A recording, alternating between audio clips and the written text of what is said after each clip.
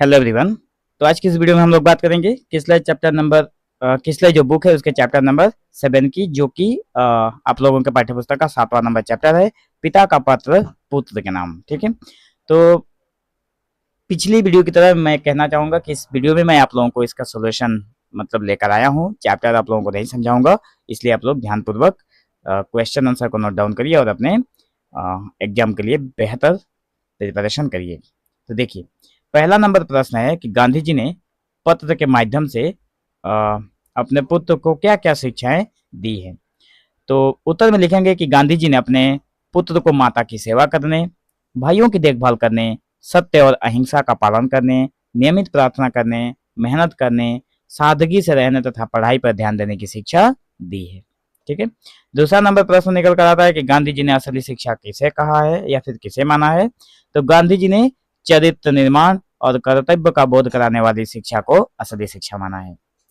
तीसरा नंबर प्रश्न निकल कर आता है कि गांधी जी के पत्र के माध्यम से किन बातों को महत्वपूर्ण माना गया है। तो तीसरे नंबर उत्तर में हम लोग लिखेंगे कि गांधी जी ने अपनी आत्मा का ज्ञान, अपने आप का ज्ञान और ईश्वर का सच्चा ज्ञान प्राप्त करना बहुत महत्वपूर्ण माना है। चैप्टर में आप लोग जब आप पढ़ेंगे तो पता लगेगा कि बा नाम का एक उपनाम आ रहा है। तो बा किसका उपनाम है या फिर बा उपनाम से किन्हें जाना जाता है। उत्तर में लिखेंगे कि बा उपनाम से कस्तूरबा गांधी को जाना जाता है। मैं आशा करता हूं कि आप लोगों को पता होगा कि कस्तूरबा गांधी कौन है। अगर पता हो तो कमेंट सेक्शन में जरूर बताइएगा। पांचवा नंबर का एक प्रश्न है कि निम्नलिखित प्रश्नों के चार चार विकल्प दिए गए हैं, सही विकल्प के सामने सही का चिन्ह लगाइए। देखिए, तो जो एमसीक्यू टाइप का यहाँ पे क्वेश्चन है, प्रश्न यह है कि गांधी जी ने अपने जिस पुत्र को पत्र लिखा था उसका क्या नाम था।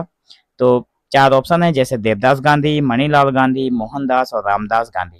तो सेकंड ऑप्शन जो है वही हमारा करेक्ट जवाब है, मणिलाल गांधी। उसके बाद गांधी जी ने यह पत्र कहाँ से लिखा था। तो देखिए, गांधी जी ने यह पत्र कौन सी जगह से लिखी थी वो बताना है। यहाँ पे भी चार ऑप्शन है, पटना जेल से, लखनऊ जेल से, तिहाड़ जेल से, प्रिटोरिया जेल से। जवाब में होगा प्रिटोरिया जेल से, क्योंकि चैप्टर के शुरुआत में ही ये लाइन लिखा हुआ है। गांधी जी ने यह पत्र कब लिखा था। तो आंसर में लिखेंगे 25 मार्च 1919 को, 25 मार्च 1900 को, 25 मार्च 1909 को या फिर 25 मार्च 1929 को। ये चार लास्ट वाला ऑप्शन यहाँ पे मेंशन नहीं है। 1929 को 25 मार्च की बात हो रही है। ठीक है, ये लास्ट ऑप्शन मैंने आप लोगों को दे दिया। तो यहाँ पे सही जवाब होगा ऑप्शन नंबर 3, 25 मार्च 1909 को गांधी जी ने यह पत्र लिखा था।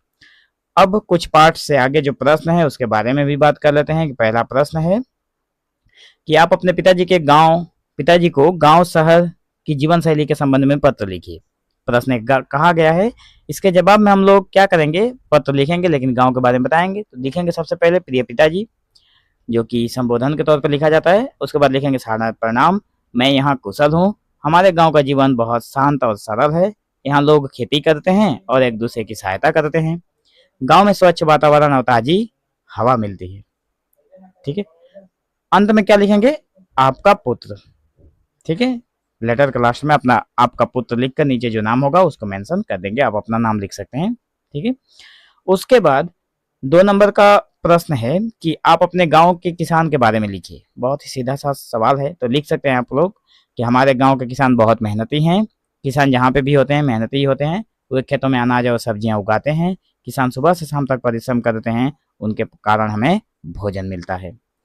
तीसरा नंबर प्रश्न निकल कर आता है कि क्या हमें पत्र लिखना चाहिए, अगर हाँ तो क्यों, अगर नहीं तो क्यों। तो देखिए, यहाँ पे मैंने लिखा है हाँ, तो क्यों इसका भी जवाब लिखा है। तो देखिए, हाँ, हमें पत्र लिखना चाहिए। पत्र के माध्यम से हम अपने विचार और समाचार दूसरों तक पहुंचा सकते हैं। इससे आपसी संबंध मजबूत होते हैं। तो व्याकरण वाले कुछ भाग में दिया गया है, जैसे कुछ शब्द दिए गए हैं 1 नंबर में और कहा गया है कि इन शब्दों से आप लोग सेंटेंस बनाइए। तो पहला नंबर क्या है, कुछ कौन कौन से शब्द हैं। वो शब्द हैं पत्र, शिक्षा, आश्रम, जिम्मेदारी या फिर जिम्मेवारी, महत्वपूर्ण, गरीबी, आनंद, जेल, चेष्टा, सुख। पत्र से हम लोग क्या सेंटेंस बना सकते हैं कि मैंने अपने मित्र को पत्र लिखा। दूसरा नंबर बना सकते हैं शिक्षा से, शिक्षा जीवन में सफलता दिलाती है। तीसरा नंबर बनाएंगे आश्रम, गांधी जी आश्रम में रहते थे। चौथा नंबर जिम्मेवारी, हमें अपनी जिम्मेवारी निभानी चाहिए। पांचवा है महत्वपूर्ण, समय बहुत महत्वपूर्ण है। छठा नंबर है गरीबी, हमें गरीबी दूर करने का प्रयास करना चाहिए। सातवां नंबर है आनंद, बच्चों को खेलकर आनंद मिलता है। आठवां नंबर है जेल, गांधी जी कई बार जेल गए। 9 नंबर है चेष्टा, हमें अच्छे कार्य करने की चेष्टा करनी चाहिए। 10 नंबर है सुख, सच्चाई से जीवन में सुख मिलता है। उसके बाद अब हम लोग बात करेंगे दूसरे नंबर की, जिसमें निम्नांकित शब्दों में जो पाठ में शाला, यहाँ पे शब्द देखिए ध्यान से, पाठ में शाला लगाया गया है, गाड़ी में वाहन लगाया गया है तो गाड़ी वाहन हो गया, पाठ में शाला लगाया तो पाठशाला हो गया, दुकान में दार लगाया तो दुकानदार हो गया। ठीक इसी तरह से कुछ शब्द दिए गए हैं और कहा गया है कि उसमें जो मतलब एक चीज यहाँ पे देखिए, यहाँ पे जो शब्द बाद में जुड़ते हैं, ठीक है, शब्दों के अंत में जुड़ने वाले ऐसे शब्द प्रत्यय कहलाते हैं। ध्यान दीजिएगा, जो शब्दों के बाद में ऐसे शब्द जुड़ते हैं उनको प्रत्यय कहते हैं। अब यहाँ पे कहा गया है कि निम्नलिखित शब्दों में से प्रत्यय को चुन कर लिखिए। यहाँ पे कुछ शब्द दिए गए हैं और उनमें कहा गया है कि जो शब्द हैं, जो प्रत्यय हैं, उसको बाहर निकालिए। जैसे कि लिखा गया है उदारता, तो यहाँ पे ता जो है वो हो गया प्रत्यय। नियम पूर्वक, तो पूर्वक में अक हो गया प्रत्यय। मूल्यवान में वान हो गया। उसके बाद स्वाभाविक में इक हो गया प्रत्यय और लड़कपन में अन हो गया प्रत्यय। चौथा नंबर है नीचे कुछ भाववाचक संज्ञा दी गई है। भाववाचक कुछ संज्ञाएं हैं और इससे विशेषण बनाकर उनका वाक्य में प्रयोग करना है। विशेषण बनाना है तो देखिए, महत्व का अगर विशेषण बनाए तो महत्वपूर्ण बनेगा, ठीक है। तो इससे सेंटेंस क्या बन सकता है कि यह एक महत्वपूर्ण कार्य है। कोई भी सेंटेंस आप बना सकते हैं, मैंने यहाँ पे एक बना दिया है। निश्चय है, निश्चय से क्या बन सकता है, विशेषण निश्चित होगा, तो मैं निश्चित समय पर विद्यालय जाता हूँ। उसके बाद उपयोग शब्द दिया गया है तो उपयोग का विशेषण होगा उपयोगी, तो इसमें क्या लिखेंगे, यह पुस्तक बहुत उपयोगी है। ठीक उसके बाद सहानुभूति है तो सहानुभूति का जो विशेषण बनेगा वो होगा सहानुभूतिपूर्ण, तो क्या लिखेंगे, उसका व्यवहार बहुत सहानुभूतिपूर्ण है। उसके बाद है मानव से मानवीय होता है इसका विशेषण, और वाक्य लिखेंगे हमें मानवीय गुण अपनाने चाहिए। नीचे एक दो प्रश्न और दिया गया है जिनमें कहा गया है कि गांधी जी के जीवन से संबंधित कुछ मुख्य बातों को अपनी कक्षा में सुनाइए। तो इस तरह से लिख सकते हैं कि गांधी जी का पूरा नाम मोहनदास करमचंद गांधी था, उन्हें राष्ट्रपिता कहा जाता है, वे सत्य और अहिंसा के पुजारी थे, उन्होंने भारत की स्वतंत्रता के लिए संघर्ष किया था। एक लाइन और है कि उनका जन्म 2 अक्टूबर 1869 को हुआ था। और एक प्रश्न दिया गया है, कुछ करने को के अंदर के अन्य महापुरुषों द्वारा लिखे गए जो पत्र है उसको संकलित करिए। तो ये बच्चों के लिए कहा गया है, इसलिए बच्चे इसे स्वयं करेंगे।